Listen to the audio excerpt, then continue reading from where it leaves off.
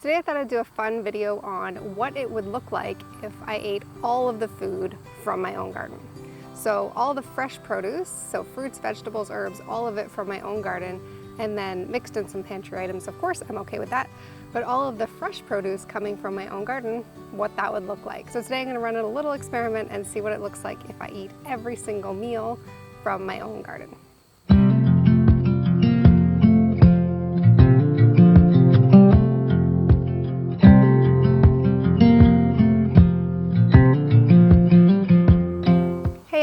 And today I'm going to eat all of the meals from food I grew in my own garden. So all the fresh produce is going to come from my own garden. Now, I'm not a huge stickler for this. I'm not trying to be fully self-sufficient. Years ago, I did have more of an aspiration to be, to sort of grow most of my own food, preserve a lot of my own food. Now, not so much. I've shifted gears a little bit. And I'm a lot happier for it now. It's funny, I actually really enjoy gardening a lot more, that I've really custom tailored it to my own personal preferences, my own personal wants. And I actually talk about that in my next video, which is some of the things that I wish I knew when I started gardening over a decade ago now. But just so you guys understand, I'm not trying to eat all of my own food at home, but I have a huge variety of food growing in my garden right now. So I thought it'd be pretty cool to do a video on just eating all the food from my own garden. So here goes. This is what I ate today in my own garden. First things first is breakfast. And I'm actually not a huge breakfast eater. I tend to drink my breakfast more. So I tend to eat to drink smoothies, or my new current favorite is matcha green tea. I drink that pretty much every day. But since I wanted to throw in some fresh produce in here, I did pick a melon. So I picked one of the melons growing in my garden and sliced it up and ate it with my matcha tea. And then for lunch, I had a tomato tart with a side of a parsley grain kind of mix, think like a tabbouleh.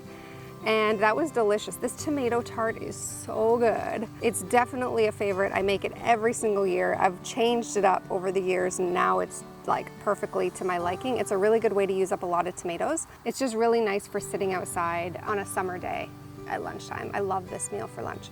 And then for a snack, what I like to do is make a nice healthy just something I can munch on if I get hungry in the afternoon. And one of my go-to snacks for sure in the later part of the year, in the late summer, fall, and winter, I love to make these Swiss chard rolls. I can make them all year long, but for whatever reason, I gravitate towards them in the end of the year. And I have this recipe up on YouTube. You can go and check it out. And essentially, it's just a mixture of herbs and rice. In this case, I used quinoa, and I wrapped it up with a Swiss chard leaf. So it's a really nice make-ahead sort of take with you snack if you want to, that you're throwing in a leafy green, and it's really healthy and nutritious and satisfying. And then throughout the day, I just like to sip, of course, on water. But if you grow your own herbs, throw in some herbs in your water. I did a video on herbal waters last summer, and just throwing in some herbs and having a nice refreshing water is really nice throughout the day. And for dinner, I did one of my favorites, which is a fried vegetable burger. I like to throw in whatever fruiting kind of vegetables I have, so eggplant, zucchini, peppers, tomatoes, any of those kinds of vegetables that I have. I love frying them or grilling them and putting them on a burger. You can put a burger patty as well, but in this case I just literally just put the vegetables. It is so good. I love this meal.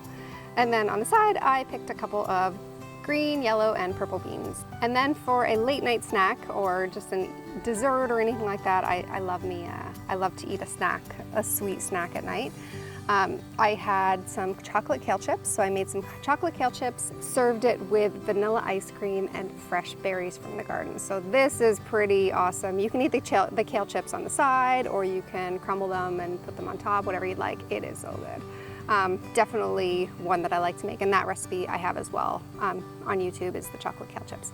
And then before bed, I like to use more calming herbs before bed. It kind of just brings me into sort of a Zen space. So some of my favorite herbs to drink in tea at night are chamomile, lemon balm, and mint, or some combination of the three. That's a really nice evening kind of sipping drink. Some of these meals I have recipes for, and I had links throughout the video. They'll all be below in the description if you want to check them out. If there's any other recipes that I mentioned or any other things that I ate that you'd like the recipe for, let me know. I'd be happy to share them. So although my goal wasn't to eat all of my own homegrown food in a day, and in fact I don't usually eat like this, I'm actually really happy if I can eat 1 or 2 dishes, so usually dinner but sometimes lunch, out of my own garden. So if I can pick food from my own garden and eat it at dinner, I'm happy. Like if I can do that 12 months of the year, eat something, any dish from my own garden throughout the day, I am a happy girl. But anytime I can do more than that, you know, even better, of course. So it's definitely possible to eat close to home year-round, no matter where you live, and I hope that this video helped show you that. And if you want tips on growing your own food, for sure I have some videos down below. You can check those out. Otherwise, I hope you have a great week, and I will see you in the next one.